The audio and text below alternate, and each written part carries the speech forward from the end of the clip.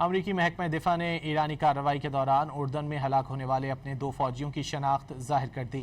ان میں 25 سالہ first lieutenant teller James اور 19 سالہ ازابیلا گونزالز شامل ہیں۔ یہ دونوں اہلکار اردن میں ایک امریکی مشن کا حصہ تھے۔ امریکی سینٹرل کمانڈ نے بتایا تھا کہ یہ دونوں سروس ممبران اردن میں ایرانی بیلسٹک میزائل اور ڈرون حملوں کا نشانہ بنے۔ امریکی فوج کے مطابق ایران کے ساتھ شروع ہونے والی اس جنگ میں اب تک ہلاک ہونے والے امریکی فوجیوں کی تعداد 17 ہو گئی ہے۔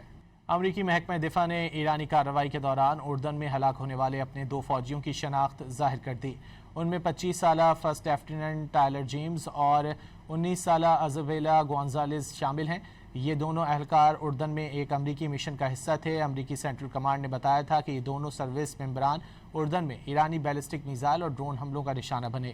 امریکی فوج کے مطابق ایران کے ساتھ شروع ہونے والی اس جنگ میں اب تک ہلاک ہونے والے امریکی فوجیوں کی تعداد 17 ہو گئی ہے۔